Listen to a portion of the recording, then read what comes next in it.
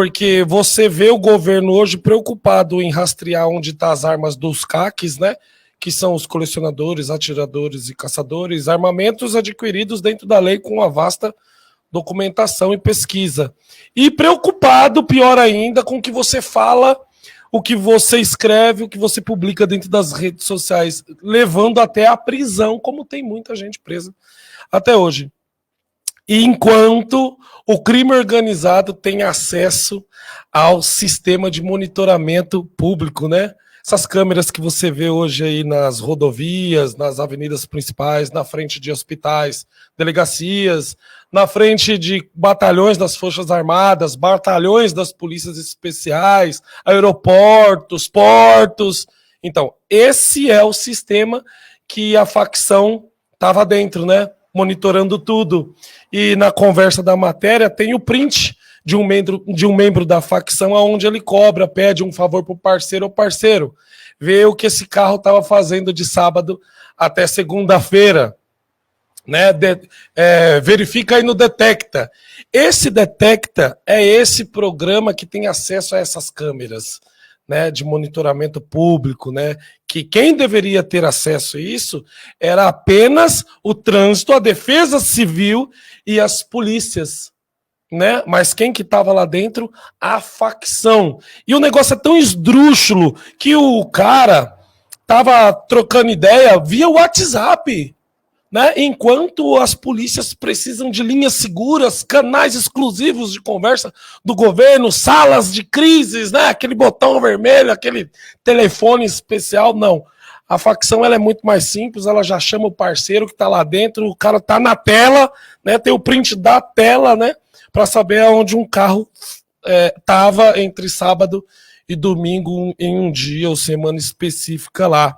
E o mais engraçado aqui, isso que é ridículo, o veículo que o cara da facção, o membro da facção, queria saber quais eram as atividades dele entre esse período, era uma viatura descaracterizada.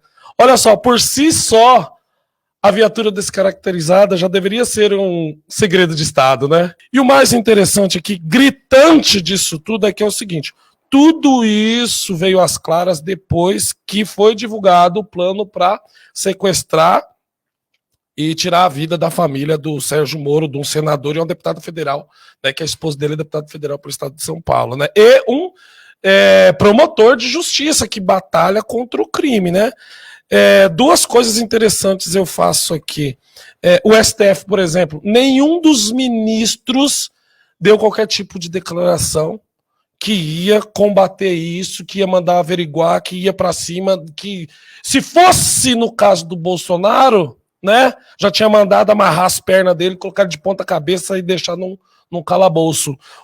Se o STF fosse tão, né, tão combativo, se ele quisesse realmente assegurar a democracia e a paz, né? Então o que ele tinha que fazer nesse momento, já que ele se intrometia em tudo no governo do Bolsonaro?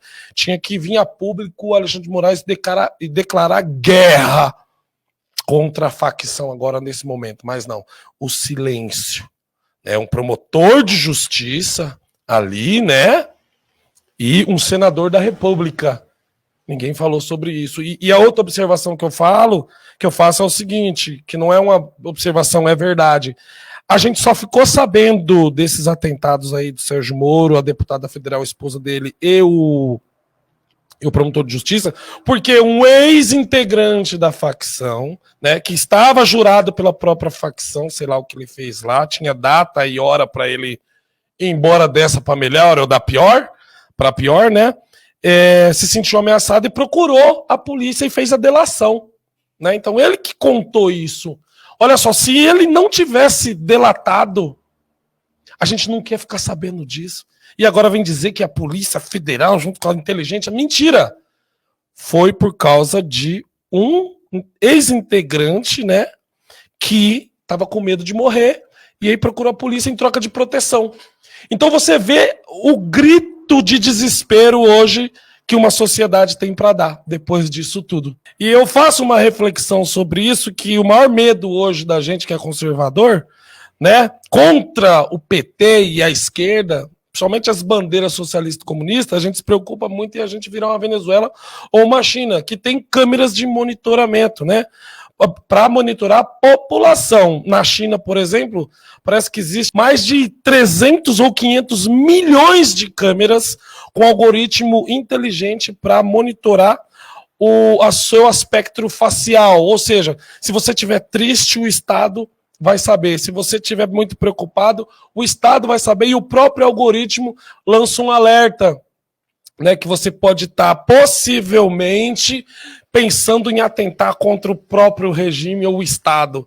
E se você está lá reunido com mais de 3, 4 pessoas por muito tempo em um determinado lugar, as viaturas já chegam também porque eles acham que vocês estão querendo combinar qualquer tipo de revolução ou manifestação. Então, você compara isso com o que está acontecendo aqui no Brasil, a gente nem é uma ditadura assim, tipo, igual a China, com repressão das Forças Armadas e tudo mais, né, com bota na porta na madrugada, mas a gente está sendo monitorado, né? Não pelo Estado, não pela segurança pública que deveria, né? Pelo menos as vias para saber onde está um bandido ou outro.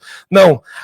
A gente está sendo monitorado por uma facção criminosa que, em tese, né? Em tese aqui no Brasil, o Estado deveria ser inimigo número 1 e combater a ferro e a fogo, mas não.